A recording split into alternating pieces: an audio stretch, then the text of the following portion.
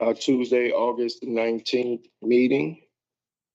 As is our custom here, we like to, well, first of all, the meeting is called to order. As is our custom here, we like to introduce ourselves. So we'll do that here at the table and then start all the way over to my left and work around and just tell us your name and who you are.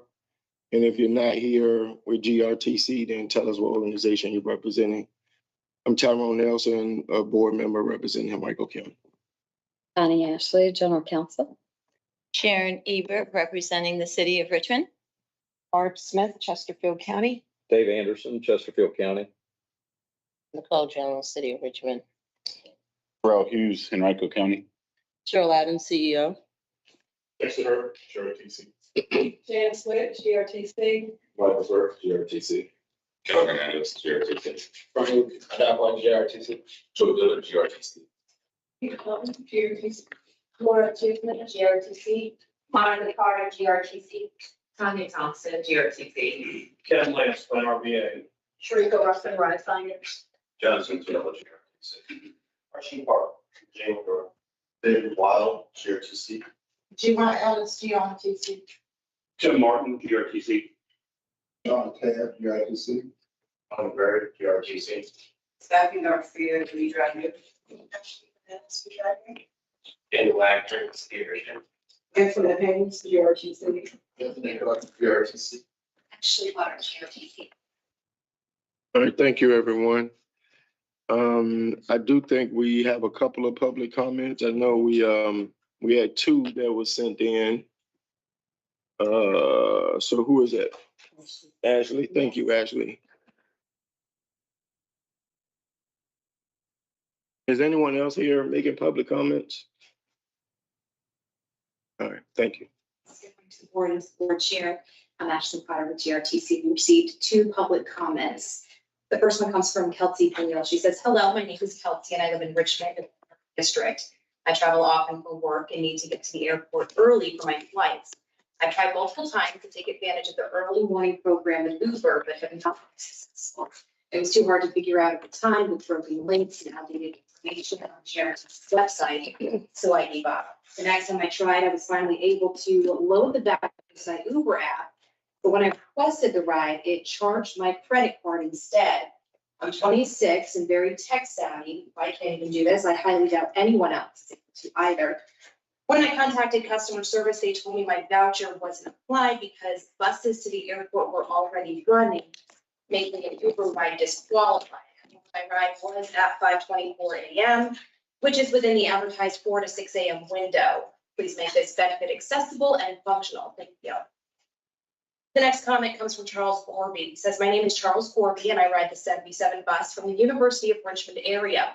I haven't been able to use the bus often, but that's mainly because the service around U of R has been very limited frequency rather and coverage. U of R is a private university surrounded by wealthy neighborhoods, and that means there are less demand for public transit for those residents. The result is that the stops we do feel isolated. In some of the wooded areas with no shelters, and even the campus stop has almost no indication that it's there. But not all students of U of R are wealthy. Many are on full scholarships or international students who depend on affordable transportation. Without better service, we're forced to rely on Uber or Lyft when we reach the market. One idea that would be especially helpful is a direct route from U of R to the airport that potentially connects U of R, VCU, and the airport. Students are constantly traveling, and many of us aren't from Richmond. Reliable direct service would make a real difference, especially since public transit is free and helps us save money. All right, thank you, Ashley. All right, so those comments will or have been already shared with staff, and hopefully we may hear something back soon on that if there are some possibilities to work through some of that. Anybody else here again, public comments? All right, we all received the board meeting minutes from our past meeting. Anybody have any questions or comments about them? Hearing none, is there a motion to accept the board meeting minutes? Second. All right, moved and second. All in favor, say aye to approve them, accept them. Any opposed? Thank you. All right, so we have some action items this morning. We're gonna hear from each individual person or have, okay. All right, so let's start with Dexter. Dexter Hurt, Microsoft 365 license renewal. Morning. So this is our standard licensing for Microsoft Productivity Suite. Just allows our staff to Microsoft Word, Excel, PowerPoint, and this is an annual license that we do on a yearly basis. So we need to vote on this individually. Up to you if you want to do this. Just leave it as consent agenda item because we take to the development committee Okay, and they. okay. How many licenses do we have? Right now, we have two sets. We have a E3, which is a full set of license, about 120 license for admin staff. We also provide email and access for operators and maintenance. So we have about 400 licenses for those to cover them. All right, what's the price? Cost? I can't remember off the top of my head. I think it's I can't remember. So what are we voting on then? What, 13. so Dexter, what are we voting on? Just allow us to renew without. Okay. I mean, we have to. Yeah. I mean, this is like a format. I mean, if we don't renew it, then we have to switch the whole system that we're using. So, okay. Anybody have any questions? Motion to approve. All right, motion made and second, all in favor, say aye. Aye. Any opposed? No opposed. Thank you. All right, Tanya Thompson, diesel fuel delivery service and gasoline delivery service. Let's do them individually and then we'll vote. Good morning, Mr. Chair and members of the board. I do have two action items for you today surrounding fuel delivery services. The first one is for diesel fuel. We received 5 bids and James River Solutions submitted the lowest fixed price for delivery services. Their bid was 0.0190 per gallon. The base contract is for August 1st through July 31st, 2026. For comparison purposes, the fixed method differential for the current contract is 0.0199 per gallon. We're estimating a need of 60,000 gallons per year of diesel fuel, which would make the value of delivery services $1,140 each year. On July 30th, market conditions presented an optimal buying opportunity and staff instructed James River Solutions to utilize the fixed price purchasing method by locking in at the then current rate of $2.604 per gallon for the period of August 1st through July 31st, 2026, which is estimated to cost $156,240. This purchase will be funded with federal and local funds. Our recommendation is that the board of directors ratify staff's action executing a fixed price fuel purchase agreement at a delivered price of $2.604 per gallon for the period of August 1st through July 31st and authorizes the CEO to exercise the option period of August 1st, 2026 through July 31st, 2027 upon satisfactory contractor performance and favorable purchasing conditions. Questions? I'm assuming that locks us in both directions. It locks us in if prices go up or down. Do we have any renegotiation opportunity if it goes down? Yes. We are locked in.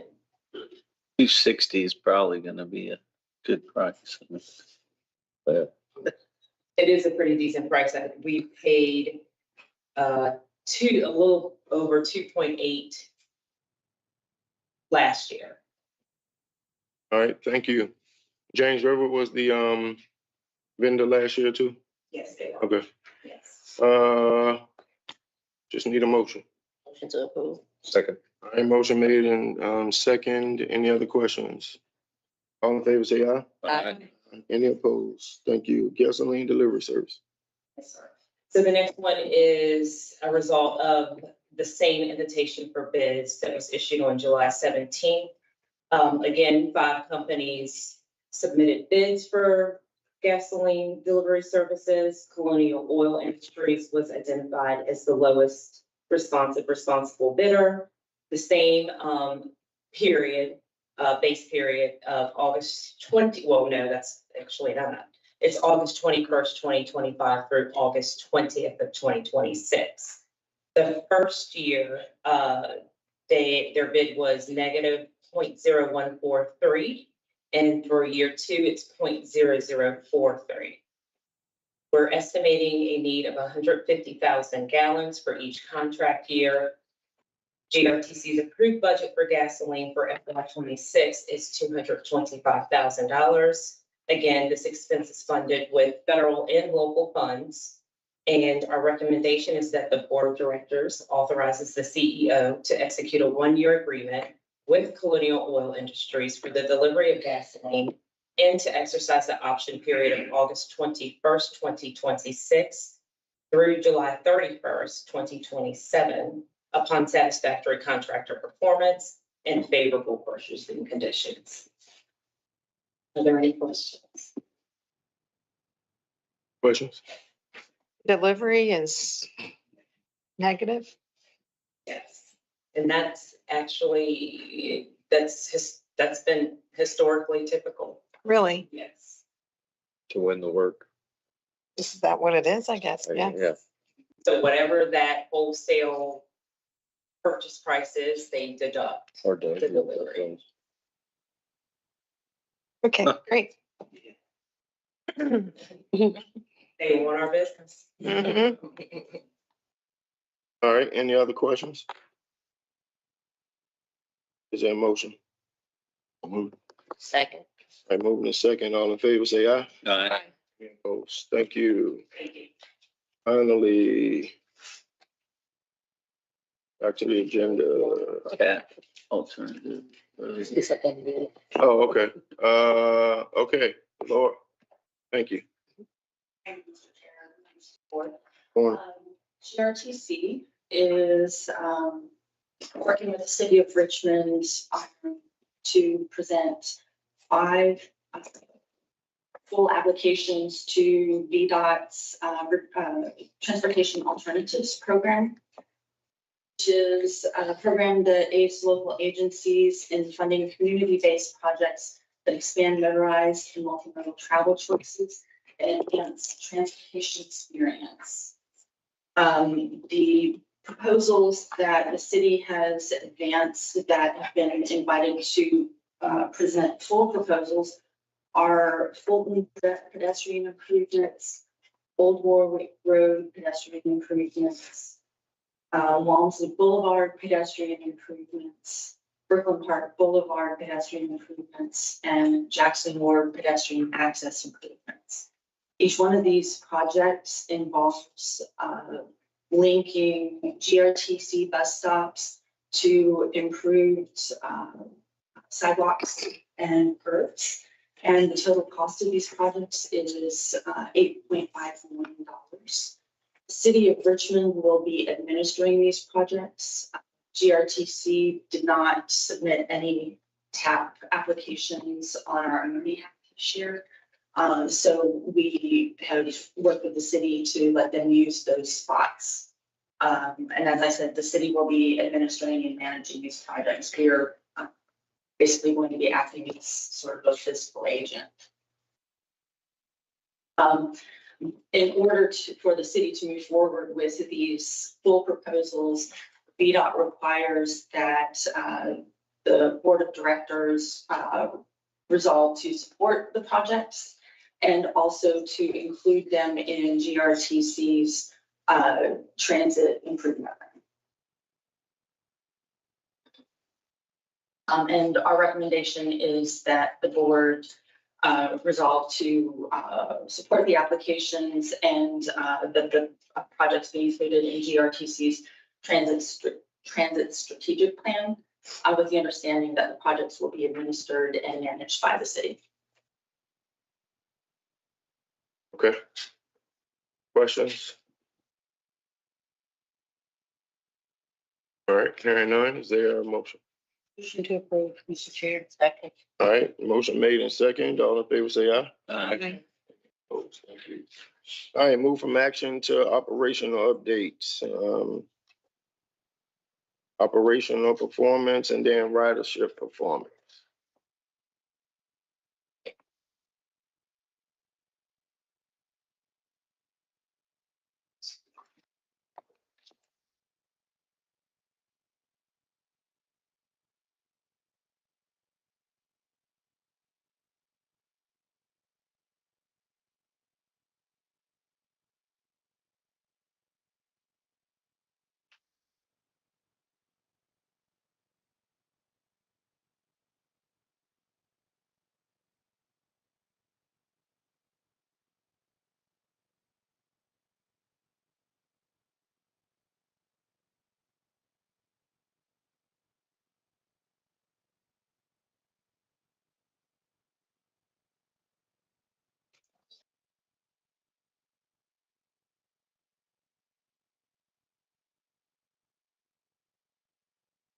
Mr. Chairman, members of the board, I'll be providing an operations performance report for the month of July. Starting with the transportation department. So our staffing levels remain adequate in our fixed route section. We had 321 operators in July. That was a loss of about 5 operators. We're currently recruiting to refill those positions. We are looking at a new metric here that I wanted to highlight, which is our trips performed. So our transportation department is responsible for ensuring we deliver all trips that are scheduled. And so I just wanted to highlight that both in June and July, we had over 52,000 trips that were scheduled, and we performed 99.4% of all those trips. And looking at the industry benchmark with that, we look at 95% or better as being a metric. And so we are exceeding that. So it's something that I really wanted to highlight the importance of within the transportation department. Go to microtransit, our staffing also remains adequate. We had 1 operator that left the ranks, but we actually had an operator class start yesterday, so we're looking forward to them joining her ranks. Wanted to highlight another metric, which is our mobile bookings for a rider experience with microtransit. So we receive about over 1,000 ratings for mobile bookings. So you can consider this just like you do on Uber and Lyft, where you can rate your ride.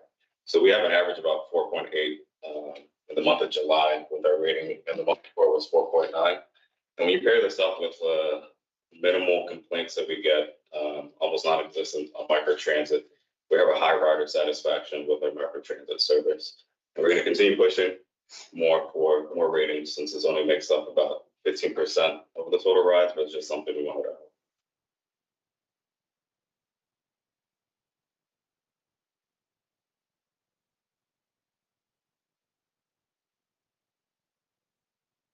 Looking at paratransit, we finished with 99 operators in July, which is an increase of 5, and we also remain adequately staffed there right now. And before I jump to the on-time performance, I wanted to give a quick update from our consultant study that was approved by the board back in the fall of 2024, which was an operations assessment for paratransit. We're about 75% of the way completed with that study, and that study was intended to review our current operations and also provide a recommendation on how to improve our models of our paratransit care service, since we have such a complex model with care on demand, and care plus. Since then, we have 2 deliverables, which have been an on-site assessment and also technology assessment.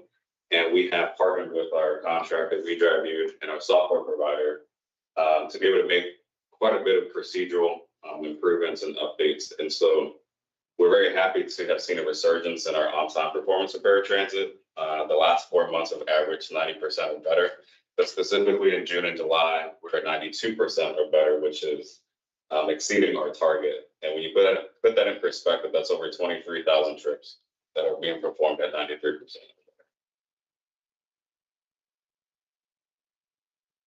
Before I jump to safety and security, ending with transportation, I do want to recognize a new name to our team. Mr. Timothy Martin joins us as our new director of transportation. He's from Northern Virginia, Washington, D.C. area. He started last month, actually. So we're really excited for him to join our team and help me out with transportation. Jumping to safety and security, we're gonna start with customer service. We're gonna start. Let's start here on the left, the overall complaints. So we saw a decrease in total complaints to 249 in July. We remained steady at 67 verified complaints, and that's roughly 21% that are verified of all the complaints that we received. Our fixed route and microtransit services had a decrease in verified complaints, but we did see an uptick in paratransit complaints related to staff interactions between operators, riders, and also the call center, which our RideFinders partners are addressing. We did receive a total accommodations of 14, which is an increase from the month before as well.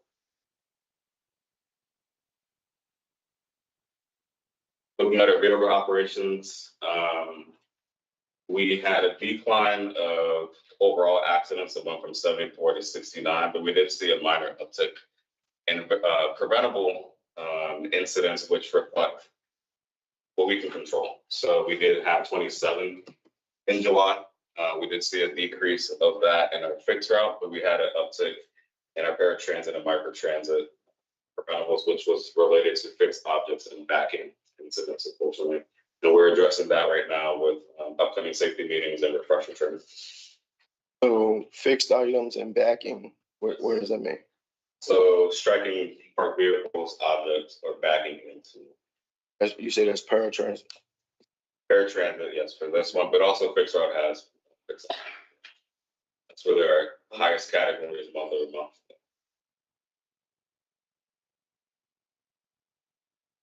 So looking at our public safety program, so right now we're hitting the 6-month mark, which with our public safety officers, and so we're averaging about 23.5 events per month. We had a peak of 27 events in July, which was expected with the summer months.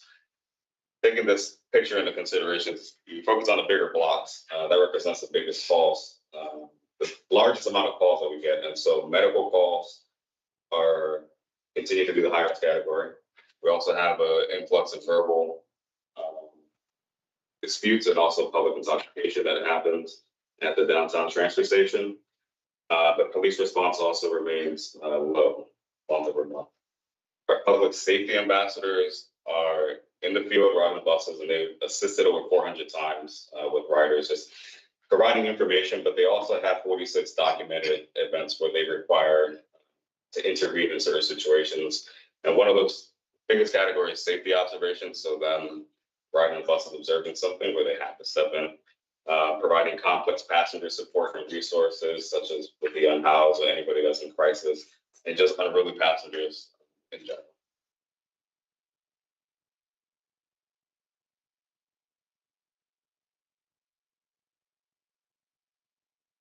So jumping over to fleet and facilities, looking at our facilities maintenance department, we had over 300 tasks completed between both the building here and also in the field, and that's up from 235 completed tasks in June. Completion rate remains above 80% for both sides. And the current projects that the team is working on in the field are steam cleaning our platforms for the pulse. And in the building here, we are looking to update our server room HVAC and doing LED upgrades to the building.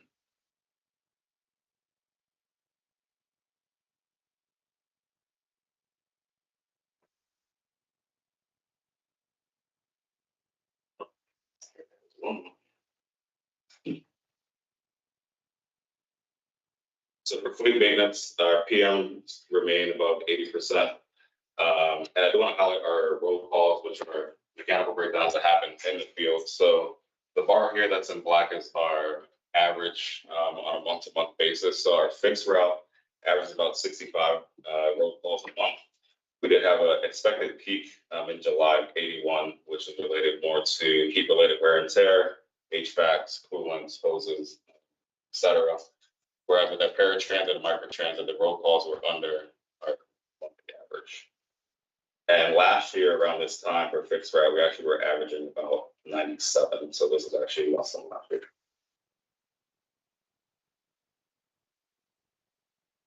Any questions? Questions? Yes, ma'am. Thank you, Mr. Chair. Thank you for the report. And just like to commend you all for the work that you're doing and the great reports that we get. The quality of the reports and how it really helps us to see what's actually happening and where we're making substantial improvements and where we're recognizing that there's still areas we want to improve upon. My question is, as it relates to the demographics of our customers, are we seeing a significant increase in the populations that are actually using our services? But are we seeing an increase in diversity of who's using the service as well? I should defer that to Frank. In terms of looking at who is using the system, we may probably have to go back to our origin study. I mean, at this point, that is the most recent study that we have done that shows the graphics of management that says that something that I'll be sharing with you all soon is a survey that we did for the microtransit just to see, what is going on. And that may show us some of the graphics from the microtransit perspective. But for the freight route and the general system wide, I think that the ONU will probably be the most recent study that we have, and that will be able to show us what's on the system. So maybe it's some information that I can pull for you once we are here, please. Okay. Right. I'm asking because I think that it's important that we look at who our riders are and who are not getting, and how we can expand upon those opportunities. And I don't know to what degree we look at those demographics classifications, but to the degree that we can, I think it would really help us give ourselves a marketing window of opportunity that we want to make sure we capitalize on. And so maybe we're still having a board retreat, Mr. Chair? Yes, it is when? September 29th. September 29th. Yes. Maybe that's one of the things that we can consider exploring a little bit more. And just as a second note, I know when we were dealing with the budget, we made quite a bit of recommendations of things that we want, policies and so forth, that we want to consider from the fiscal capacity and just uses of funds and policies as it relates to that, and making sure that we incorporate those things on the agenda as well. Thank you, Mr. Chair. So can we get, as we prepare for September 29th, can we get some updates on where we are with some of those requests that we made in the budget? Absolutely, yes. We've already started working. Adrian's working with the consultant. Go ahead, Adrian. Yeah, I was trying to comment on, so the CMAQ money that we received for the zero fare related to load shift, that money requires basically people who are using single occupancy vehicles to shift over to transit. So we do have efforts going, you mentioned marketing, to actually go out to working with RideFinders as well as our own outreach team to shift it over. And there's metrics that will go with that as well to ensure that the ridership is increasing as well as would be more diverse kind of those choice riders. Good. I have a question. Yeah. Your presentation was very colorful and looked great. Is that a dashboard that is set up, or is that something you're pulling into like a PowerPoint program or something? Because Manually. it's all created manually. Wow. But we do have dashboards that we're working with. We are working on. Yeah, because it looked like it might be coming from a dashboard, which you're doing great work if you're making it look like it's coming out of a dashboard. But if it wasn't a dashboard, I'd love to have that dashboard instead of the PDF, because we're seeing the details granularly as you're putting them up there, and 10,000 square foot level looking down. And I like to be able to do both. If we get the dashboard, I like to be able to have them loaded on here so that we can look at that as the presentation's going. But the product that was presented looked great. Just looked different than what I was looking at on my, I figured it out, but there was some work to do to figure that out. Thank you. Well, thank you for whoever, well, no, don't go nowhere yet. Yeah, not finished yet. Whoever created the presentation, thank you for those of us who need bigger numbers and color and all of that. I mean, it's getting better every month, so we appreciate it. So we have to strain to try to figure out what's up there, so thank you. Hold on. That's my question, Chris. Yeah. So Operation, I asked, just to let you guys know, we are building, well, not we, in Henrico, there is a residential development that is coming up that'll eventually end up having probably close to 1,000 units. So townhouse, condominium, some single family. So I had asked, was it possible to move a bus stop about 1.25 miles? And from what I understand, it wasn't possible at the moment. Hopefully at some point. But the operation part, that falls up under you, right? So I did hear that we expanded the Elko micro transit zone. Is that true? Yes. Okay, all right. So that's you, Frank. Yes. All right, so you'll talk about that.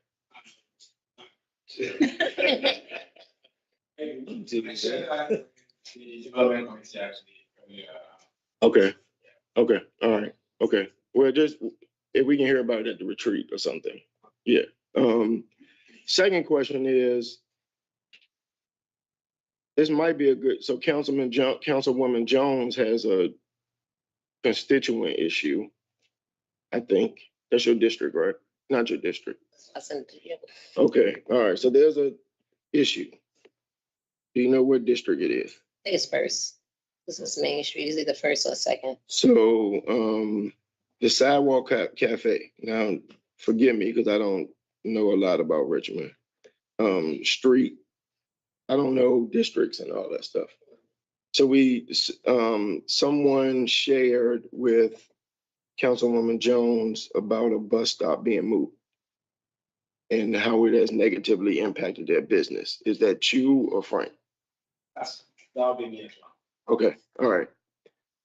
So I'll just give you and you can think on it, and then we can, the Sidewalk Cafe owner has shared that they lost a significant amount of street parking spaces on Main Street for their Sidewalk Cafe restaurant.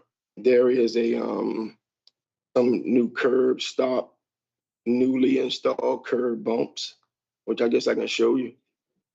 Yeah, and so the original bus stop, so the owner says that there was really no issue with the original bus stop, but that bus stop was moved to the next block west between Roland and Shields. And the issue with this bus stop is that there's also an alley which extends the no parking zone. In essence, what the person is saying is, because we moved the bus stop because of the curb bump, they have now lost half a block of parking. So people can't park in front of the restaurant anymore, and it's impacting their business, and they're asking, can we move a bus stop? So, who do you want me to forward this to? That'll be you. And then you'll follow up with Councilwoman Jones, who got the initial. All right.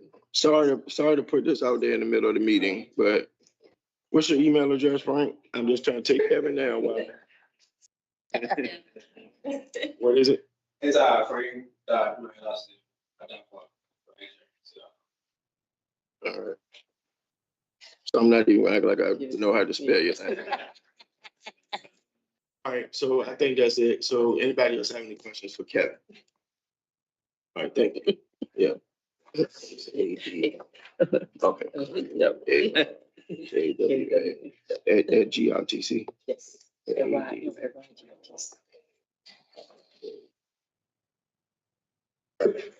That's fun. This Sidewalk Cafe needs more parking. Okay, thank you. Right. And they, Nothing new under the and they sun. ain't losing no business over Yeah, there. No. yeah, whatever. Morning, Mr. Chair. Today, again, I have the privilege of sharing with you the ridership performance for the month of July. So we'll be looking at performance on the fixed routes, the microtransit, and then the paratransit. Starting with the fixed routes. Before I jump into the slides here, just want to touch on a couple of high level numbers. So the fixed routes, when we talk about the fixed routes, we are looking at the local fixed routes, the BRT, and then the express. So for the month of July, those three recorded ridership of 949,124, which is a 2% increase compared to the previous year, the previous month, sorry. So in terms of, like I said, the fixed route, we are talking about the local fixed route, the BRT, and then the express. So breaking it down, the local fixed routes recorded rise of 770,161, representing a 1% increase over the month. The BRT reported 173,344, also representing a 5% increase compared to the previous month. And the express recorded a 25% increase compared to what it did the previous month. So with this slide, just a little bit of orientation here. We are going to look at the local, the BRT, and then the express. So for the local fixed routes and then the BRT, as you all know, we run services weekdays, Saturdays, and Sundays. So we try to, kind of share with you the average number of people that use the system on these different days. So on this slide, what you see is 3 months of information, May, June, and July. So we're going to be comparing June to July, but also if you look at the legend here, you see the purple showing the weekday. So the purple bars are going to be the weekday, the green bars are Saturday, and then the blue bars are represent the Sunday. So for the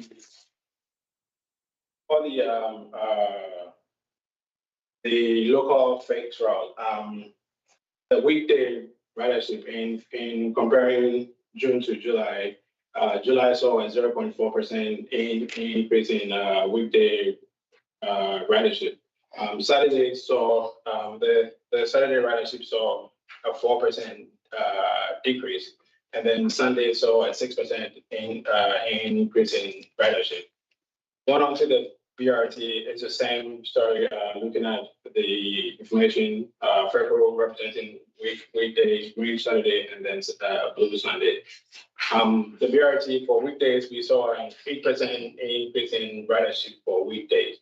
And Saturdays, we saw a 30% increase in ridership, and Sundays saw a 17% increase in ridership.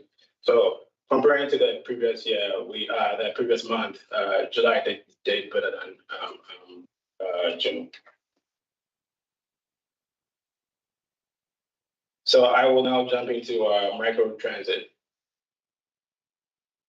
As you all know, we have 5 zones that we currently run: Palatine, Ashland, Azalea, Sandston, and Cloverdale. So again, on this slide, what we're looking at, the one right here to the left is the total monthly ridership for each zone. So we're looking at Azalea, Ashland, Sandston, Cloverdale, and then Palatine. Starting with the ridership, the total monthly ridership for Azalea, we see an 8% increase between June and July. Ashland saw a slight decrease of 5% in ridership in comparing those two months. Sandston saw a 12% increase, and Cloverdale saw a 20% increase. For Palatine, we also see a 20% increase, and something that the board chair touched on is the expansion of the parking zone as well as adjustments made to the sunset zone. These are zones that we are keeping our eyes on. I think Barbara and Mr. Anderson here, we kind of shared some of the information with you. Oh, no, sorry, yeah, you weren't in that, but we shared some information with you in terms of what we're currently seeing in terms of how people are using the service to those newly adjusted areas that we have extended service to. So we will continue to keep an eye on those zones and see how performance turns out. But also to the right here is the average daily ridership. So just to put this into perspective, it's just pretty much averagely on that day, how many people use that service within the zone. So again, Azalea, Ashland, Sandstein, Cloverdale, and then Parkton. And we kind of continue to see an increase for the month of July, except Ashland, as I indicated earlier on. So just continue to keep an eye on it and see what happens with the for the subsequent.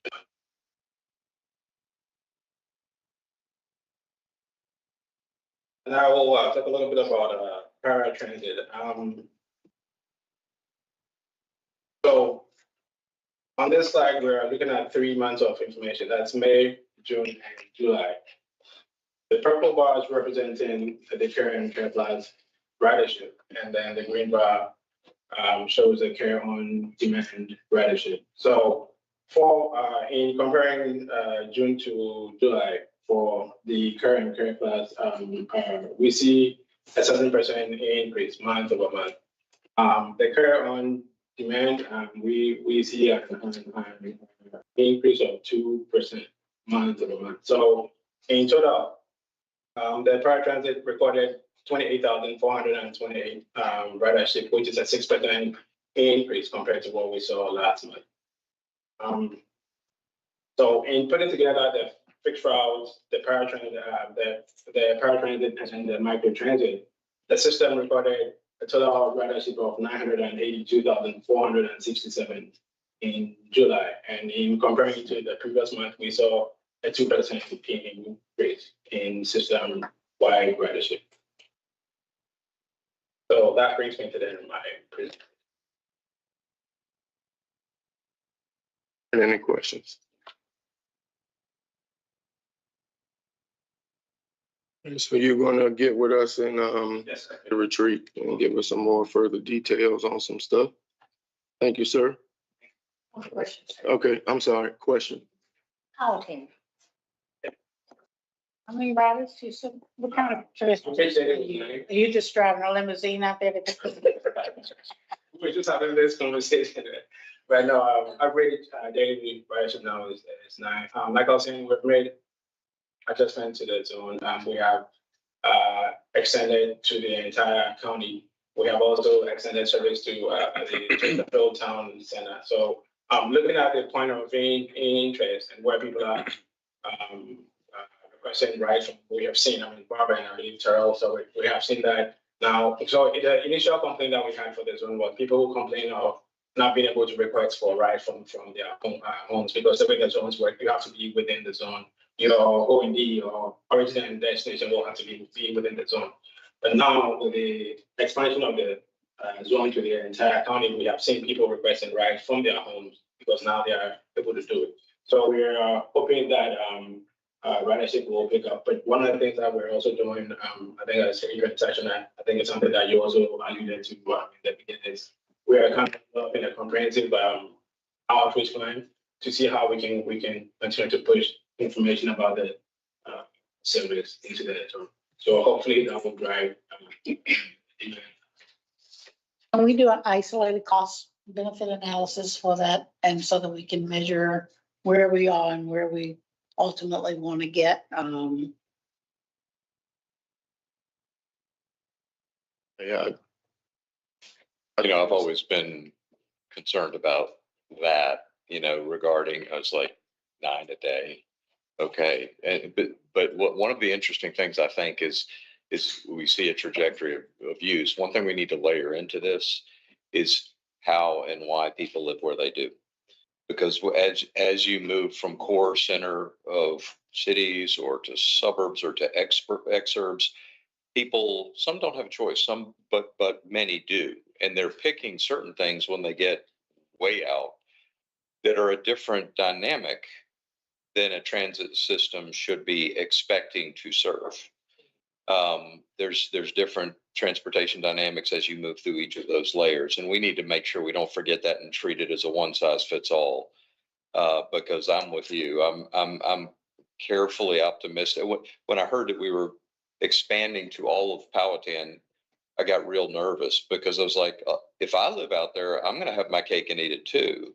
I'm just going to call them up when I need, save some money. But in the meantime, that's costing us a lot of money and effort where we could be doing more good for more people. So I'm a big fan of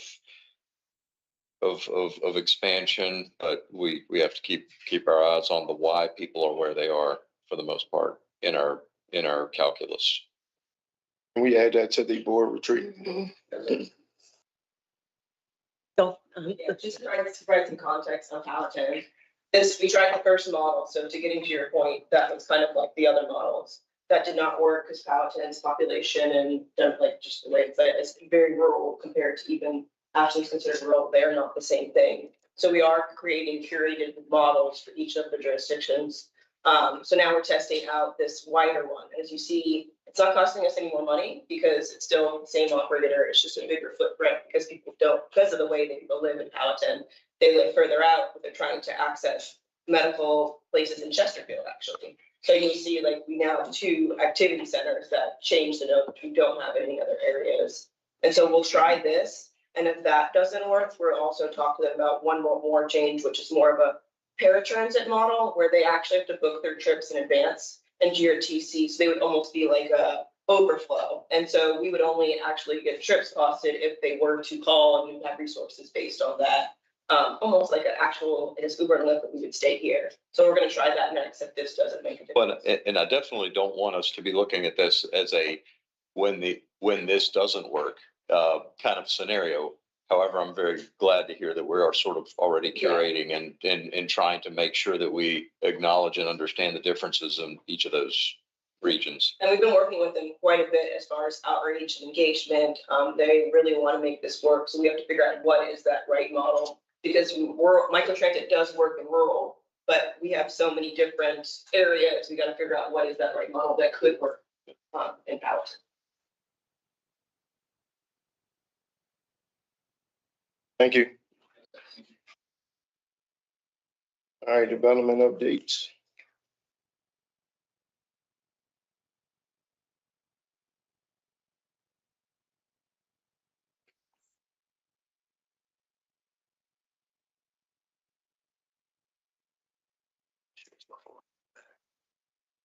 Okay.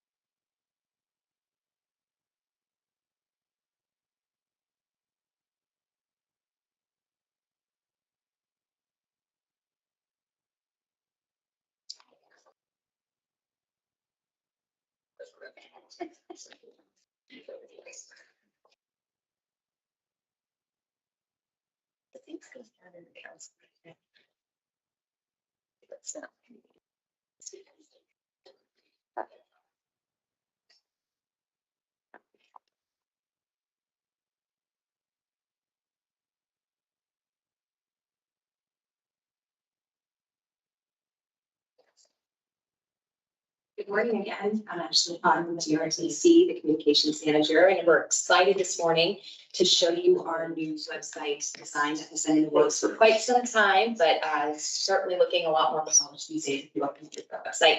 And also, this is GRTC.com. The site's been redesigned with our riders in mind, also the community as a whole, making it easier to navigate, more interactive, and fully up to date. I have with me Kate Sheldon, who's actually really the brains behind a lot of the technical aspects of the website as well. And so the website is hosted by WordPress, which is new for us. and our developer of Planetaria plays a part as well, just making things a lot more easier for upgrade, greater flexibilities and updates. So with this update, we shifted around our site map. Here you'll see on the screen, we have our home page. Up toward the top, we have our quick links where you'll find our customer service, about us, business and careers. And then you'll see our main menu here divided into 4 different categories: customer service, about us, business, careers, or excuse me, my apologies, services, rider guide, maps and schedules, and community is under there as well. So under our services, this is where we really took time to look at other transit agencies to bring our website up to industry standards and how they're laying out their page to make this more rider focused and easier to navigate. Under our services page, we have listed our services as our bus, rapid transit, local and express bus, micro transit, paratransit, park and ride, ride share, airport connection, all available under our ride services, versus calling them the name of our Pulse, Link, and Cares. People might not be familiar with those. So with this new website, the search engine was upgraded. The previous search engine to our last website is actually broken. This website also makes it more mobile friendly. Gives it a modern upgrade, meets accessibility standards that our last website was not. And again, meets those industry standards, looking at those other transit agencies and organizing our website in a similar manner and fashion. So back under our main menu, you'll notice is divided into our rider guide, maps and schedules in the community as well. I did want to point out also our trip planner being here right on the main page, also giving riders easy access to our service alerts. For any that we have available at the time. On our main page, riders can also just find quick links to our maps and schedule, bus tracker, how to ride, services listed again. And we wanted to bring a lot of our news and latest updates also to the front of the page for our riders to view as well. Under our community, which is where a lot of people can get involved and know what is happening here at GRTC. We have our transparency, projects and plans, news, our Rider Advisory Council, community partners, our transit access partnership, our TAP, and our Adopt a Stop program. This again, just opening up a lot of avenues for our riders to be familiar with what we are doing here at GRTC. You all were presented recently our performance dashboard. This is our public facing key performance indicators here. This is also showing our board reports. Thanks, board meeting. Our annual reports are also listed on here, our GTFS and our board meeting schedule as well. So one thing I did want to show you under our projects and plans, which I know Laura will be going over here in just a minute, is highlighting our ETI project. Also bringing our projects and plans to the front for our riders. Current projects are listed right here, completed projects, completed studies, as well broken up for easy access for our riders. And our ETI project page as well, which acts and interacts more like a dashboard with an interactive map showing progress that we've made on the ETI project. Any questions?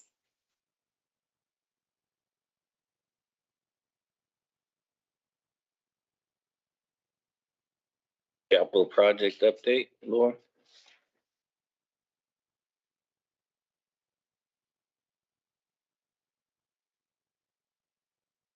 While we have the ETI page up, I'll reverse the order a little bit and go ahead and show you what our transit infrastructure manager, Catherine Long, has been working on the last few months. As Ashley said, you can find this on our plans and projects page of the website. And we have 2 tools.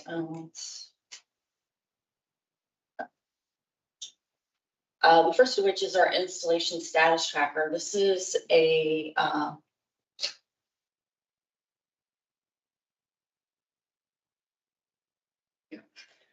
This is a smart sheet, a spreadsheet that Catherine updates on a weekly basis. It's taking a little bit of time to load up here, but when it finally comes up, what you'll be able to see is a list of our completed installations, including stop number, stop location, the jurisdiction, the district, and then as we move across the page, you'll be able to see what sort of amenity or improvement has been made.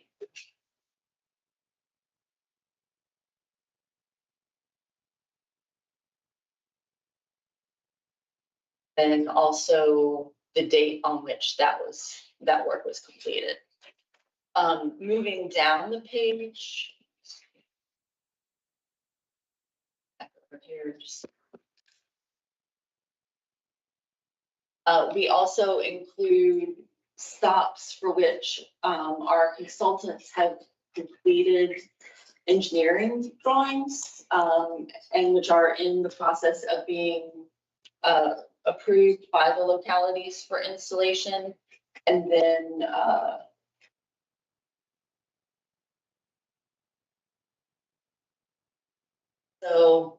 the stops that have been approved for installation already. And then installations with designs that have been completed, but are making their way through our, through the various localities permitting processes, permitting and approvals processes. What shows on your attachments there? Smartsheet's great. I'm just curious as to, it looks like some of those have, is that the actual view of what's coming or? So this will be, oh, I'm sorry. Oh, it's mostly photos, sometimes of before and after, but the cars. Yeah, for completed designs that haven't been installed yet, it'll be the plans themselves, but then That's great. we go back up. You can see photos of completed work when we have one. And our plan is over time to have photos of all of our completed stops.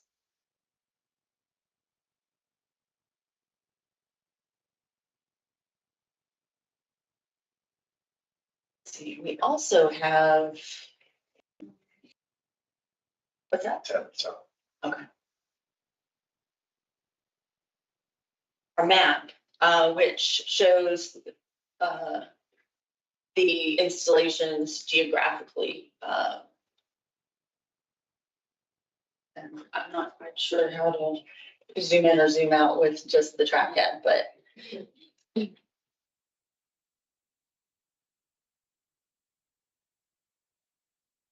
Plus and minus. There it goes. And as we complete our installations, you'll see more and more of these dots throughout the service area. What we've achieved so far, in the recent past, we have 25 plans for shelters that are approved for construction. And we have started work on installations for those 25. We're focusing on high ridership and heat vulnerable corridors as our highest priority. And then we will continue moving through our list until we've met our goals for installations. And our improvements will deliver shade, shelter, and safer ADA access for our riders.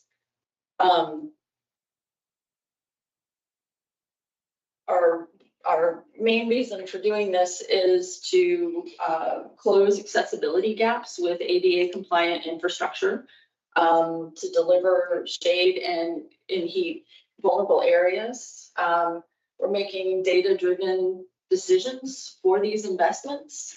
We're working closely with the city of Richmond and the other localities to make sure that that we are targeting the areas that need it most first.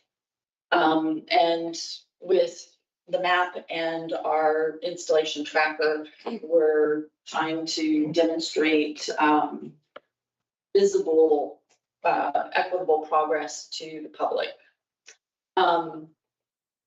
we hope that you'll take a look, closer look at your leisure, to see, you know, where we've been doing work, to see the pictures of and other attachments that we've added for public view. And we hope that you will continue to support our efforts to make data-driven decisions to improve our ETI process. I don't see a chart. Do you have blue, purple, yellow, green? What is the difference in the? Can you, I'm sorry, can you go up and speak into the microphone, please? And tell us who you are, if you don't mind. I'm Kate Sheldon. I've been having our content on the website, and that's how you open the web. Okay, It's in the top left. thank you. So what is that? I know it's a little small. So the purple is what? Bench. Purples are benches that have it's been installed. Blue is shelters that have been installed. The orange is pending shelters. The yellow is pending benches. And the green is where shelters are in review. Thank you. So if you're blue, that means you're done. That is correct. Yeah, that's. So that's the shelter over and the bench. So the blue is completed shelters, the purple is completed benches. So is there one with shelter and bench? There are a couple, and I guess what we can do is work on showing those separately. So a shelter doesn't necessarily have a bench in it. Shelters do have integrated benches, yeah. Okay. Oh, is that what you? Blue is, Okay. so blue is, They got separate benches and.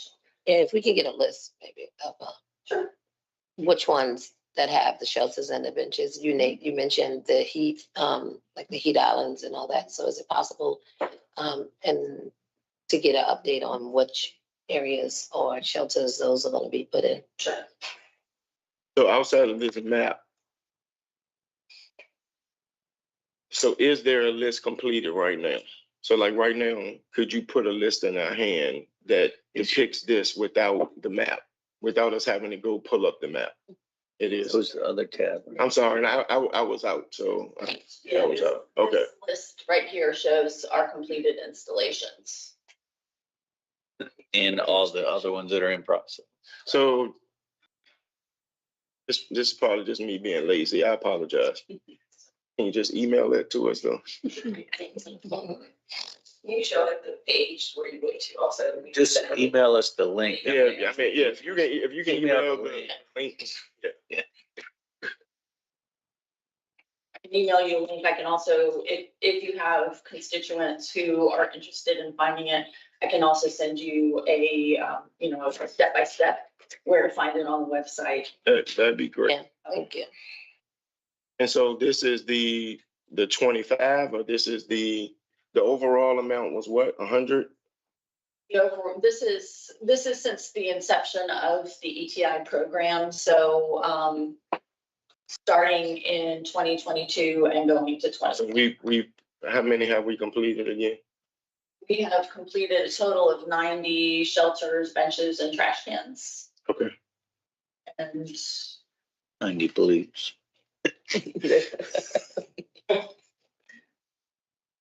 Okay. And what are we doing when we roll up to, I may have asked this question already. When you go to a stop to do the work and somebody's already put out one of their makeshift benches, what are we doing with those? typically we're moving those. I know that the city of Richmond has a program where they're putting temporary benches at some stops that are in construction zones. They are managing those, but generally speaking, unless we have worked with whoever installed a temporary or an ad hoc amenity, we remove those. Thank you. All right, I think we're the financial report, financial update.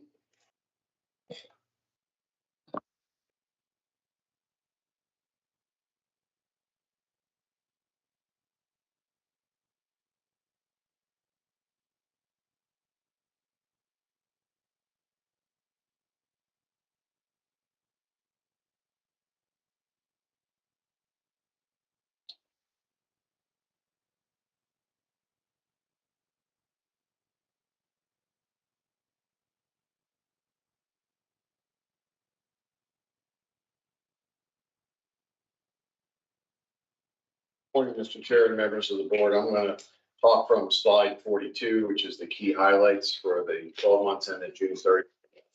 A lot of the content that we talked about in the prior board meetings, the trends have continued. So on the revenue side, we ended up the year with favorable revenues to budget about $8.6 million. On the budget of 90.37 million. So primarily the favorable revenue performance is the favorable federal funds, about 11.1 million, is primarily driven by ARPA funds for qualifying expenses. As we previously, the majority of the ARPA eligible funding that's in that 11.1 million is about 5.6 million for Care Plus support at 80% of the invoices. And we booked approximately 3.3 million in bus parts due to the vendor certification of Buy America requirement for PM. There's an additional $800,000 in operator training wages, so that probably makes up around 85% of the ARPA $11 million favorable component. And that's also contributing is the favorable local share, about 1.5 million, and that's due to grant funded projects primarily from the PM flex match. So at 1.5 million, 20% of that is around 7.5 million. That's predominantly the maintenance salaries, fuels, and so forth that qualify as PM flex expenditures. And this offsets a slightly favorable directly generated funds, about 115,000. That's due to favorable interest income offset by deficit in advertising revenues. And we also, at this point, have about 4.174 million unfavorable to budget for state funds. And that's primarily due to two functions. One, the overall project timeline for the grant funded project versus what was anticipated. And secondarily, these are reimbursement grants. So you put them in once you pay. There was a huge amount of project related invoices that finance received in July and August. So those will be recognized as income in July and August as we close those months. On the operating expense side, favorable to budget about 3.4 million, primarily driven by favorable services, which is about 5.6 million. And that's a lot of the planning consulting projects. And subsequent to the publishing of this report, we have additional closing items that are going to reduce that favorability by about 2.6 million. That's the volume of invoices that have come in as through last week for payment and processing related to grant projects. We ended up the year with about $45,000 favorable in labor, and that's primarily vehicle operation labor is unfavorable at $848,000 to budget. That's basically the $800,000 in the operator training programs that we're using ARPA funds to offset, and slightly higher levels of overtime than anticipated in the budget, which drove the vehicle operations labor negative variance, and that's offset by favorable headcount in the G&A function, which brings us to 45,000 favorable. We're ending the year with slightly unfavorable utilities, about $10,000. Unfavorable premium expense, about $754,000, and this is primarily due to higher incidents in the self-insured categories with higher provision versus than what was anticipated in the budget. We have unfavorable materials and supplies, about $534,000, and this is primarily due to higher than anticipated quantities and pricing on bus parts, some of the sourcing issues that we have seen in the past, and as well as the price pressures due to some of the discussions about tariffs and lack of vertical integration in the U.S.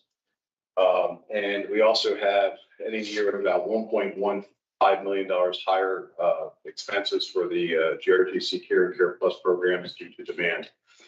So all in all, right now we're showing a surplus of 11,875,000, but that is going to come down, number one, for the $2.6 million of invoices for projects that have to be processed through. In addition, this closing at this point does not include the let's call it non-budgetary cash, non-budgetary, non-cash adjustments, the pension, GASB 86, the CBITA, which is your software licensing, as well as the new GASB 101, which is subject to GRTC this year. GASB 101 is quantifying a liability for unused sick time.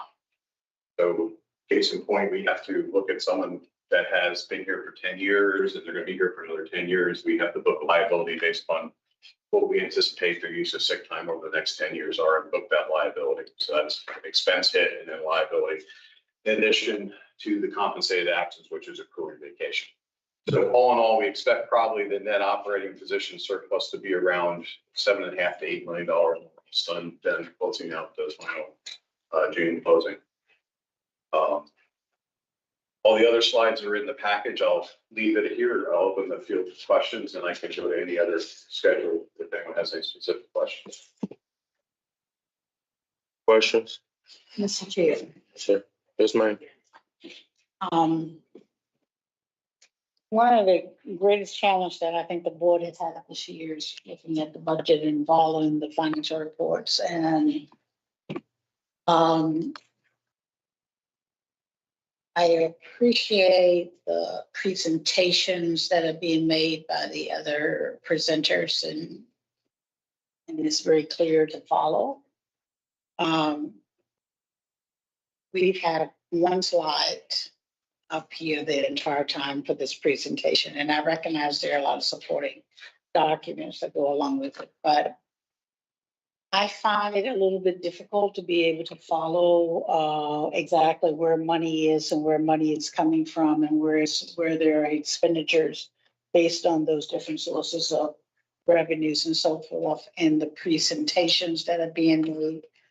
And whereas I would love to say that I am a board member that reads every document to the letter, it's not possible to do that. And the presentations that are used that helps with the graphics, as well as really, you know, when you speak to the additional information that is not demonstrated. I think we can, we had some of this discussion when we talked about budget before, that the format of presentation tends to get lost as to where we are. And I'm hopeful that we'll come up with a better format for that. And I'm looking forward to that being done. I think that, however, on a monthly basis, when we come over, if I leave here still feeling like, am I tracing the money well, then I'm not getting what I need.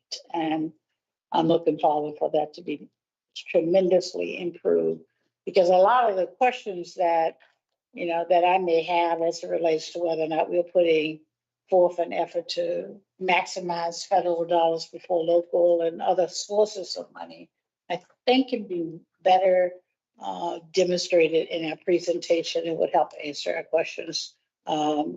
Not taking anything away from the quality or the volume of work that is being done, but am asking that we present it in a more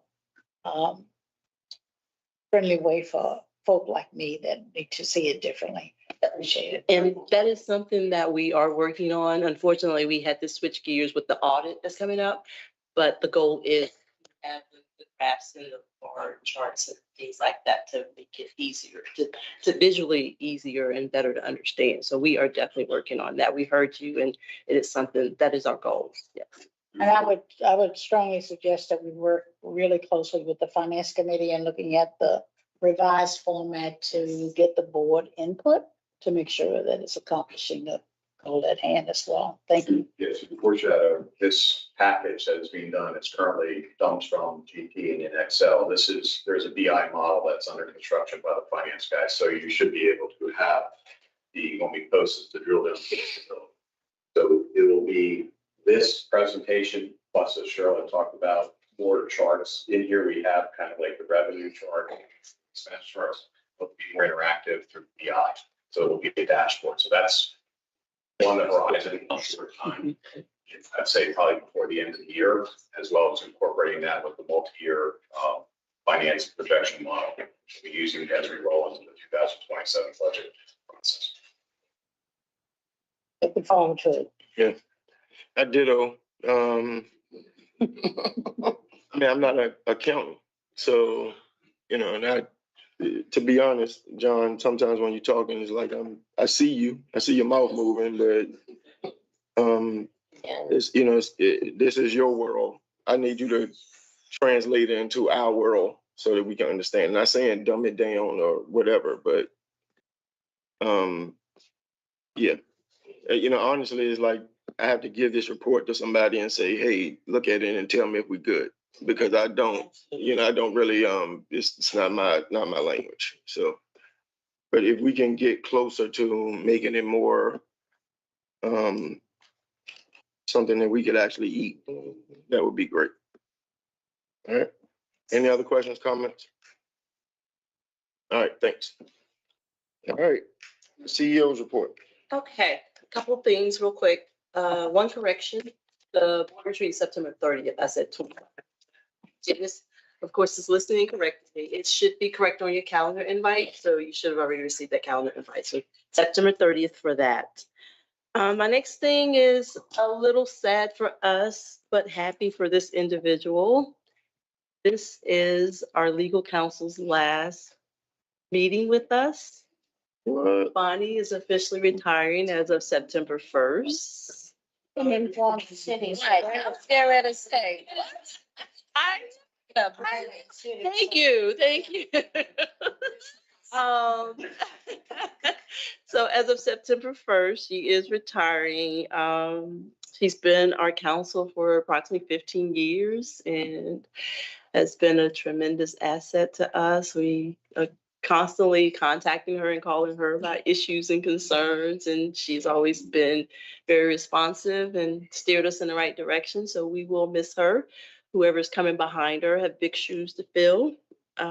So we wish you all the best in your retirement. I hope to join you soon. But we want to thank you for everything that you've done for GRTC and for this board. So thank you, and it has been an absolute pleasure to represent GRTC through all of its iterations and leadership and it's been a privilege. So thank you very much.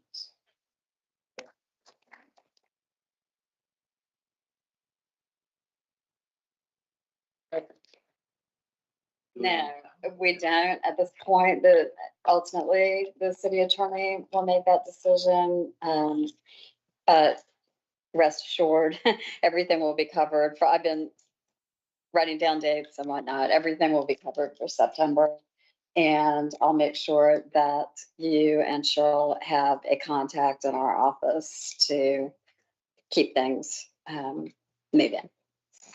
Are you have what, 2 weeks left? Less than 2 weeks? We're gonna have. I could look at my count. Essentially, a week and a half. Well, we thank you. Thanks for your legal counsel, legal expertise and looking out for us. And I'm sure you'll enjoy retirement. You earned it. And so thank you. Thank you. Should be coming back to be consultant. I do joke that you'll see me at council meetings. I'll be the new person right up there in front at the beginning of the meeting, talking about, I don't know, sidewalk, speed humps, and traffic circles. Everything I couldn't say as legal. The things I couldn't say. I think it said 8 to 11 is what it said on my. That's what we need. Question, guys. If the retreat was 9 to 12, would that mess you up too much? You want to look at your schedules and check? Only a half a day for the retreat. Yeah, that's what we did last time. Right now, scheduled 8 to 11, Yeah. but Yeah,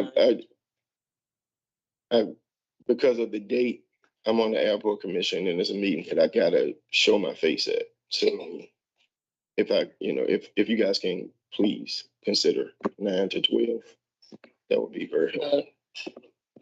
10 to 1 is good too. 10 to 1.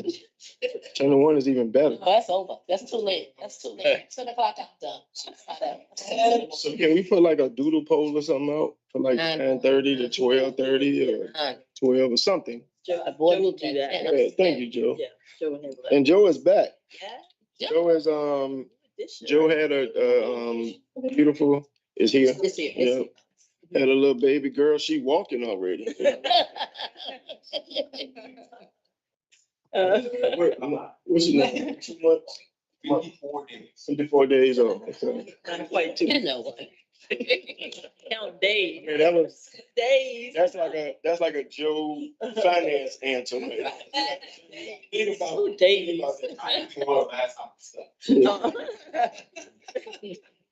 Excuse me. Yeah, well, congratulations. Yeah, so one last thing that I have, of course, would be our employees of the month for the month of August. Want to recognize, first of all, operator GY Ellis.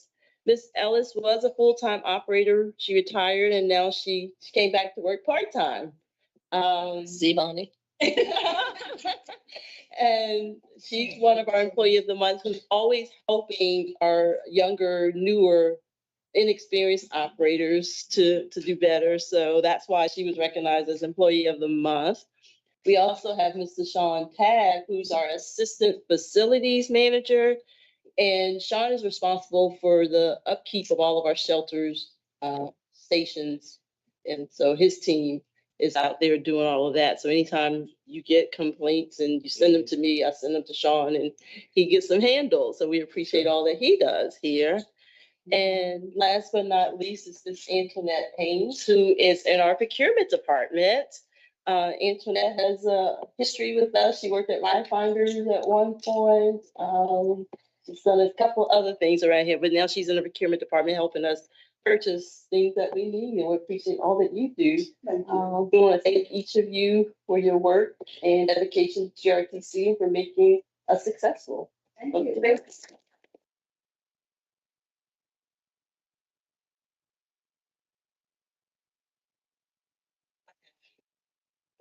Are we I never finished my simulator course. Yeah, I think it overheated or something that day I was there. You're not supposed to go that fast. I would like to get back in there and take 30 minutes. Yeah, do that. Yeah, we Yeah. have a new one. New one. Yeah. Really? Yes. So new features and everything? Yes. You Like can new crash the people on first bus. screen? Yeah. Got I want to do the new one. Got AI.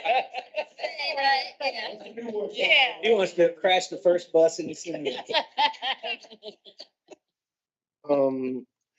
I think the only thing I had was Nicole was the complaint. So anybody else have any other things they want to share? So no September meeting on the 3rd Tuesday.